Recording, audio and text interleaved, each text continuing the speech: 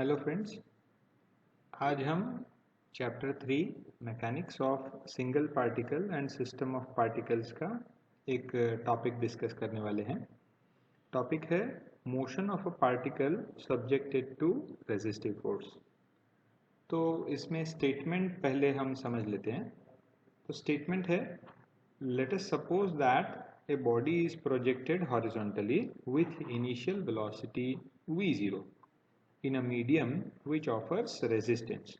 तो ये जो बॉडी को प्रोजेक्ट किया गया है वो ऐसे मीडियम में प्रोजेक्ट किया है जो कि बॉडी के मोशन को एक रेजिस्टिव फोर्स ऑफर करता है। और ये जो रेजिस्टेंस है वो किसके प्रोपोर्शनल है? तो resistance is proportional to the first power of velocity. तो यहाँ पे हमें जो मोशन स्टडी करना है वो मोशन में हमें पार्टिकल का जो पोजीशन है वो किस तरह से चेंज होता है उसके बारे में हमें एक इक्वेशन डिराइव करनी है। ठीक है, तो हम यहाँ पे क्या करते हैं, सबसे पहले हम फोर्स की इक्वेशन लिख के शुरू करते हैं। तो सबसे पहला the equation of motion, the general equation of motion for any object, वो हम कैसे लिखते हैं? तो देखिए,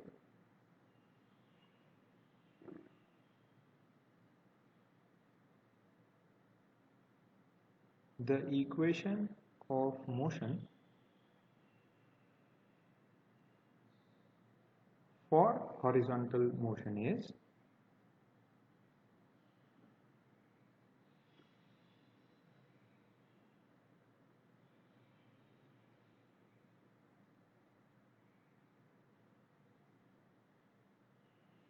F is equal to ma, जहां F फोर्स है, m is the mass and a is the acceleration। अब एक्सेलरेशन को हम dv by dt भी लिख सकते हैं क्योंकि acceleration is the rate of change of velocity. तो यहाँ पे हम m dv by dt लिखते हैं। यहाँ पे हमने क्या यूज किया है? तो here we have used acceleration is equal to dv by dt। अब प्रॉब्लम का जो स्टेटमेंट है उस स्टेटमेंट में से हम एक और चीज थोड़ा इन्फर करते हैं। According to the statement,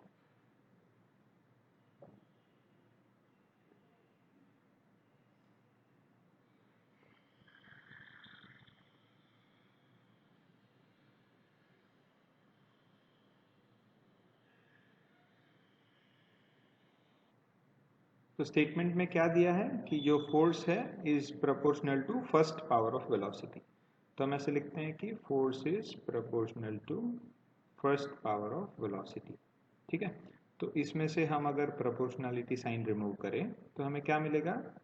F is equal to minus k m v. यहाँ पे k क्या है? Is a constant which represents resistive forces, m is the mass and v is the velocity. और क्योंकि ये रेजिस्टिव फोर्स है तो हमने यहाँ पे नेगेटिव साइन लगाया है। तो यहाँ पे मैं ये पहला वाला जो इक्वेशन यहाँ पे लिखा था उसे मैं इक्वेशन 1 बोल देता हूँ और इसे मैं इक्वेशन 2 बोल देता हूँ। ठीक है,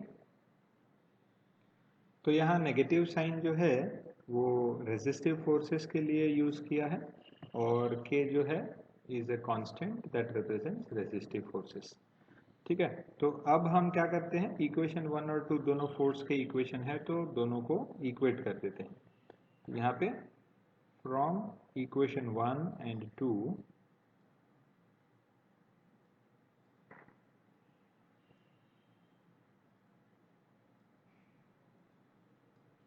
हमें क्या मिलता है? तो m dv by dt is equal to minus k m we. तो ये लेफ्ट हैंड साइड और राइट हैंड साइड पे हम m कैंसिल कर सकते हैं और इसको अगर हम थोड़ा सा सिंप्लीफाई करके लिखें तो हम ऐसा लिख सकते हैं, therefore dv by v is equal to minus के dt। तो हमने क्या किया है यहाँ पे, वेलोसिटी वाले सारे टर्म्स लेफ्ट हैंड साइड पे ले लिए हैं और t वाले सारे टर्म्स राइट हैंड साइड पे ले लिए हैं। तो इसे मैं इक्वेशन 3 कह देता हूँ। अब हम इक्वेशन 3 को इंटीग्रेट कर देते हैं। तो इंटीग्रेटिंग इक्वेशन 3,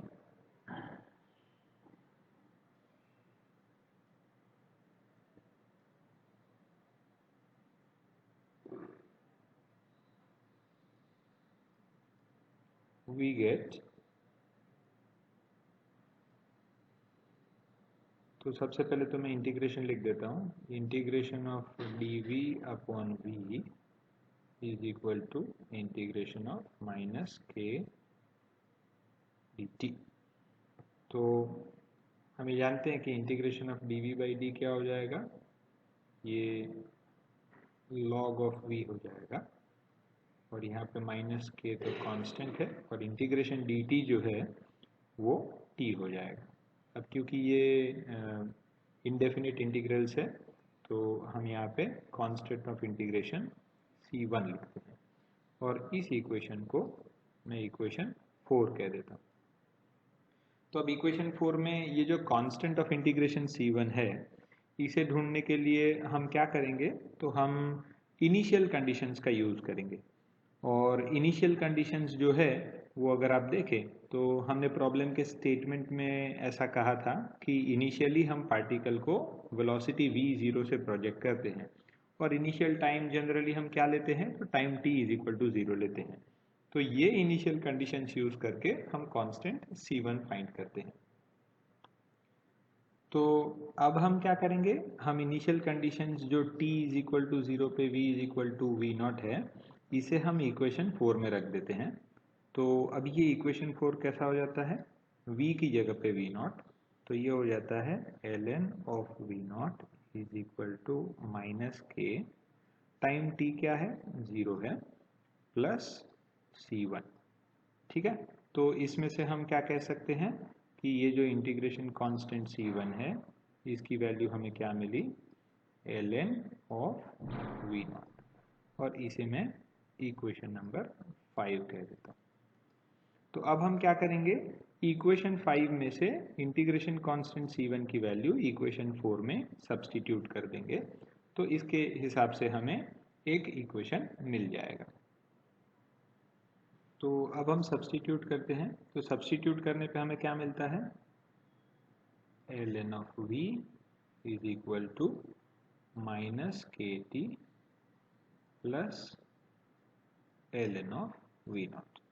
ये ln ऑफ v नॉट को हम लेफ्ट हैंड साइड पे ले जाएं तो ये हो जाएगा ln of v minus ln of v naught is equal to minus kt। अब हम यहाँ पे लॉगरिथम के कुछ बेसिक फार्मूला यूज़ करते हैं। तो लॉगरिथम का कुछ बेसिक फार्मूला कैसा था, जैसे मैं यहाँ पे साइड में आपको लिख के बताता हूँ कि अगर हमारे पास ऐसा हो कि if ln of a minus ln of b अगर हम लिखते हैं तो इसको हम कैसे लिख सकते हैं, इसको हम ln of a divided by b ऐसा लिख सकते हैं। ठीक है, ये तो ये हमने यहाँ पे यूज़ करना है। तो हम इसको यूज़ करके यहाँ पे क्या लिख सकते हैं, लेफ्ट हैंड साइड पे ln of v upon v naught is equal to minus kt। अब हम ये भी जानते हैं कि ln यानी कि नेचुरल लॉग होता है जिसका बेस e होता है। तो वी ऑल्सो नो दैट अगर ln of a to the base e है and that is equal to c for example, तो इसमें से हम क्या लिख सकते हैं, a is equal to e raise to c, ये भी हम लॉगरिथम में से लिख सकते हैं। तो ये अगर हम इस इक्वेशन को अप्लाई करें तो क्या हो जाता है, तो v upon v naught is equal to e raise to minus k t हो जाता है। और अब हम v नॉट को सामने ले लें तो हमारा वेलोसिटी का इक्वेशन जो है वो v is equal to v naught e raise to minus k t ऐसा हो जाता है। और ये इक्वेशन हमें क्या बताता है, तो ये इक्वेशन हमें ये बताता है कि पार्टिकल की वेलोसिटी टाइम t के साथ किस तरह से चेंज होती है। अब ये इक्वेशन को मैं इक्वेशन नंबर 6 बता देता हूँ। अब हमने ऊपर ऐसा डिस्कस किया था कि हमें इक्वेशन ऑफ मोशन स्टडी करना है तो पार्टिकल का वेलोसिटी और उसका पोजीशन दोनों के बारे में पता होना चाहिए। तो जैसे हमने फोर्स के इक्वेशन लिखे और फिर उसमें एक्सेलरेशन के लिए हमने क्या किया था, तो हमने acceleration a is equal to dv/dt रखा था, तो हमें वेलोसिटी की इक्वेशन मिली। अब वही प्रोसीजर हम पोजीशन के लिए फॉलो कर लेते हैं। तो पोजीशन के लिए हम क्या कर सकते हैं, तो हमें मालूम है कि using v is equal to dx/dt, ठीक है। ये हम इक्वेशन 6 में यूज करेंगे। किसमें? इक्वेशन 6 में, ठीक है। तो ये जब इक्वेशन 6 में यूज करेंगे तो हमारा इक्वेशन कैसा हो जाएगा, v की जगह पे dx/dt और ये v नॉट तो कांस्टेंट ही है, तो that is equal to v naught e raise to minus k t. तो फिर से हम सेपरेशन ऑफ वेरिएबल्स कर लेते हैं। तो इस इक्वेशन को फाइनली हम dx is equal to v naught e raise to minus k t dt ऐसा लिख सकते हैं, और इस इक्वेशन को मैं इक्वेशन नंबर 7 कह देता हूँ।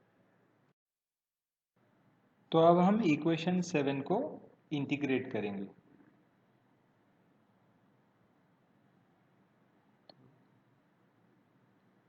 Integrating equation 7,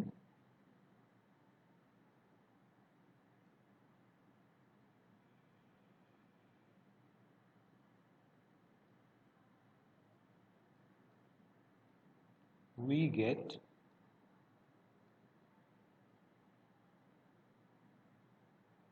ये हो जाता है integration dx is equal to integration v naught e raise to minus k t dt। तो ये इंटीग्रेशन में v नॉट तो कांस्टेंट है, तो ये integration e raise to minus k t dt कैसे करेंगे, तो हम इसका एक फॉर्मूला यूज करते हैं, e raise to minus ax dx। अगर ऐसा कोई फंक्शन है और उसका इंटीग्रेशन हम करते हैं तो उसका रिजल्ट हमें क्या मिलता है, e raise to minus ax upon a। तो ये हम यहाँ पे यूज करने वाले, एक्चुअली a नहीं, माइनस a जो कांस्टेंट है उससे हमने डिवाइड किया है, ये हम यहाँ यूज करते हैं। तो लेफ्ट हैंड साइड पे इंटीग्रेशन dx जो है वो x हो जाता है, राइट हैंड साइड पे v naught is a constant और e raise to minus k t है, तो it will be e raise to minus k t upon minus k, और यहाँ पे कांस्टेंट ऑफ इंटीग्रेशन फिर से C2 लिख देते हैं, और इस इक्वेशन को हम लेबल कर देते हैं इक्वेशन नंबर 8। अब इक्वेशन 8 में ये जो इंटीग्रेशन कांस्टेंट C2 है उसे ढूंढने के लिए हम फिर से इनिशियल कंडीशंस की मदद लेते हैं। तो यहाँ कांस्टेंट ऑफ इंटीग्रेशन ढूंढने के लिए इनिशियल कंडीशंस हमने यूज किया है t इज इक्वल टू 0 पे x is equal to 0। Actually जब टाइम t 0 होता है तो पार्टिकल का जो पोजीशन है उसे हम x इज इक्वल टू 0 लेते हैं। तो ये इनिशियल कंडीशंस हम इक्वेशन 8 में सब्सटीट्यूट करते हैं, तो हमें क्या मिलता है, लेफ्ट हैंड साइड पे x की जगह पे हम 0 रख देते हैं, राइट हैंड साइड पे minus v0/k and e raise to minus k, और t जो है वो 0 है, और प्लस C2। तो इसमें से हमें C2 क्या मिल जाता है, C2 is equal to minus, और माइनस साइन अगर हम सामने ले लेते हैं तो प्लस हो जाता है v0/k, और ये हो जाता है हमारा इक्वेशन नंबर 9। तो अब हम क्या करते हैं, इक्वेशन 9 में जो हमें कांस्टेंट ऑफ इंटीग्रेशन मिला उसे हम इक्वेशन 8 में सब्सटीट्यूट कर देते हैं। तो हमारा इक्वेशन 8 जो था वो इस तरह से था, x is equal to minus v naught upon k e raise to minus k t plus constant of integration था, तो उसकी जगह पे हम प्लस वी नॉट बाई के लिख देते हैं। तो अब यहाँ पे हम राइट हैंड साइड पे वी नॉट बाई के अगर कॉमन ले लें तो ब्रैकेट्स में हमारे पास 1 minus e raise to minus k t बच जाता है, और ये हो जाता है हमारा इक्वेशन नंबर 10। और ये इक्वेशन हमें क्या बताता है? तो ये इक्वेशन हमें ये बताता है कि पार्टिकल का पोजीशन टाइम t के साथ किस तरह से चेंज हो रहा है। ठीक है, अब हम इस इक्वेशन को थोड़ा समझने की कोशिश करते हैं कि अब जैसे जैसे टाइम बढ़ते जाएगा, इस इक्वेशन में नोट कीजिए कि अगर इक्वेशन 10 में मैं अगर time t is equal to 0 रखूं तो e रेस टू 0 तो 1 हो जाता है, 1 माइनस 1 0, यानी time t is equal to 0 पे पार्टिकल का पोजीशन तो 0 था। बट अब टाइम जैसे जैसे चलते जाता है वैसे वैसे क्या होते जाता है, तो यहाँ पे देखिए as time t increases the exponential term e raise to minus k t जो है इट डिक्रीजेस। ठीक है, तो यहाँ पे हमने क्या किया है, as time passes exponential term e raise to minus k t decrease होता है। तो जैसे अगर मैं टाइम को मैक्सिमम ले लूँ, let's say time t is infinity, तो बहुत लंबे समय के बाद e raise to minus k t में हम e raise to minus k t की जगह इन्फिनिटी लिखे तो हमें मालूम है कि e raise to minus infinity is 0। तो इससे हम इक्वेशन नंबर 10 को अगर फिर से लिखे तो हम क्या लिख सकते हैं, x is equal to v naught by k, क्योंकि ब्रैकेट में 1 माइनस 0 जब लिखेंगे तो हमें 1 मिलेगा। तो ये हो जाता है हमारा पार्टिकल का पोजीशन x कभी at time t is equal to infinity. तो इसे मैं इक्वेशन नंबर 11 कह देता हूँ। तो इसका मतलब ये भी होता है कि पार्टिकल जो है वो v नॉट बाई के जितना डिस्टेंस कवर करके रुक जाएगा। तो ये हमारा अल्टीमेट कंक्लूजन हो जाता है। ठीक है, इसे मैं यहाँ पे लिख भी देता हूँ। तो इस तरह से हमने देखा कि अगर किसी पार्टिकल को इनिशियल स्पीड v नॉट से प्रोजेक्ट किया जाए तो वो पार्टिकल v नॉट बाई के डिस्टेंस ट्रेवल करके रुक जाएगा। Thank you so much for watching the video.